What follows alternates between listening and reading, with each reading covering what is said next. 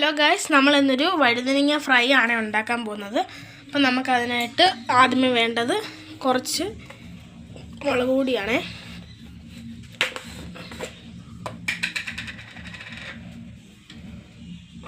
മുളക് പൊടി നമ്മൾ ഇട്ടിട്ടുണ്ട്. എരിവൊക്കെ വേണ്ട അനുസരിച്ച് ആർക്കാണെങ്കിലും ചേർക്കാവേ. ഇനി നമുക്ക് ഉപ്പ് വേണം.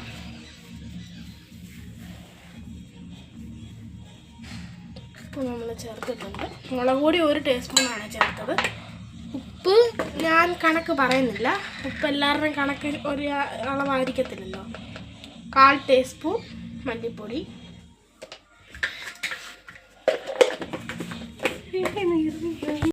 ഇനി നമുക്കിതിലോട്ട് കുറച്ച് വെളിച്ചെണ്ണ ഒഴിക്കാവേ. 1/4 ടീസ്പൂൺ മഞ്ഞൾപ്പൊടി,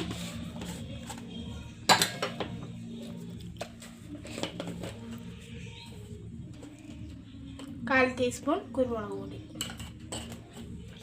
ഇനി നമുക്ക് കുറച്ച് വെള്ളം ചേർക്കാവേ.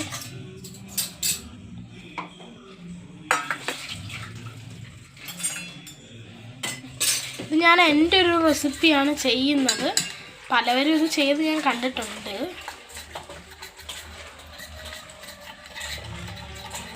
അങ്ങനെ നമ്മളിത് മിക്സ് ചെയ്തെടുത്തിട്ടുണ്ട്. ഇനി നമുക്ക് ഈ വഴുതനങ്ങ ഒന്ന് അരിഞ്ഞെടുക്കാവേ.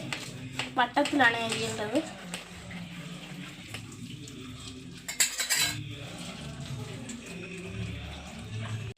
നമ്മളിങ്ങനെ എല്ലാം ഇങ്ങനെ വട്ടത്തിൽ മുറിച്ചെടുക്കുവാണേ.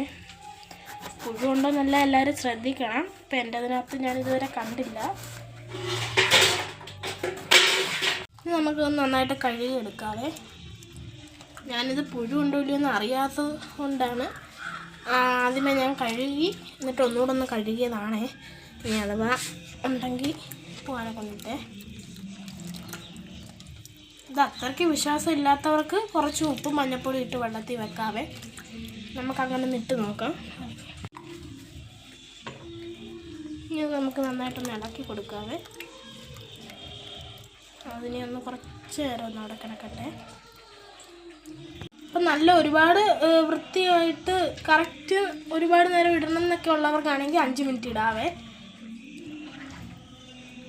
നമ്മൾ മസാലയ്ക്കകത്ത് മഞ്ഞൾപ്പൊടി ചേർത്തുകൊണ്ടേ ചെറിയൊരു ടെൻഷൻ. ഇത് ചിലപ്പോൾ മഞ്ഞൾപ്പൊടി ഒരു ചെവ പിടിച്ചാലോ ഒന്ന്, കയ്പ്പ് വന്നാലോ ഒന്ന് വിചാരിച്ച്.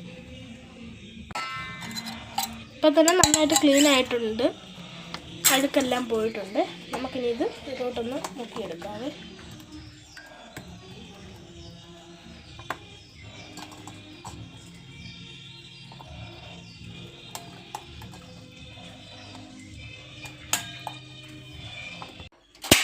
ഇതിനിപ്പം നമ്മൾ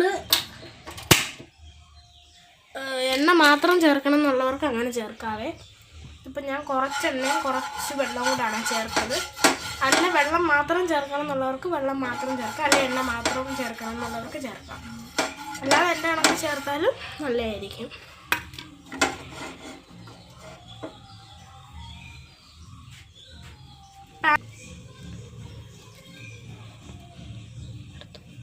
അപ്പം നമുക്ക് ഇതിലോട്ട് വെക്കാവേ. നമ്മൾ മീൻ വറക്കുന്ന കണക്ക് തന്നെയാണേ.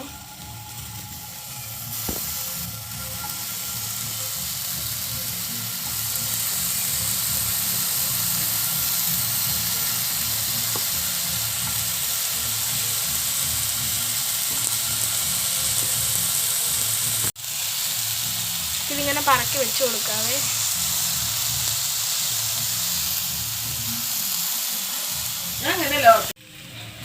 നമുക്ക് ഒന്ന് ചെറുതായിട്ട് തിരിച്ചിട്ട് നോക്കാവേ.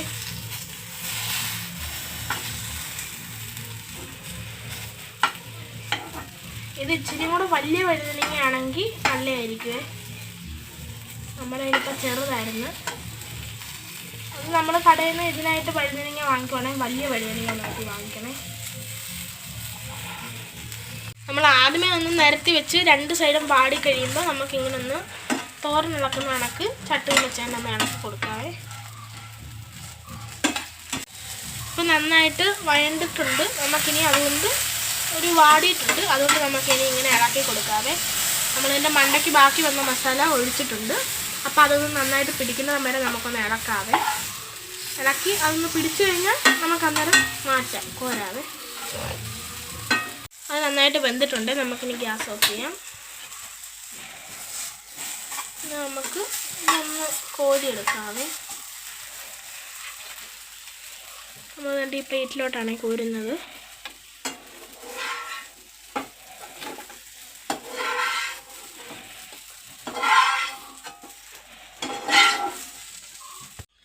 കണ്ടോ, നന്നായിട്ട് ഫ്രൈ ചെയ്തിട്ടുണ്ട്. ചൂടാണ്, അതുകൊണ്ട് തൊടാനൊക്കെ ഒരു ഇതുണ്ട്. കണ്ടോ, നന്നായിട്ട് ഫ്രൈ ആയിട്ടുണ്ട്. അപ്പോൾ നമുക്ക് വേറൊരു വീഡിയോ കാണാവേ. ബൈ.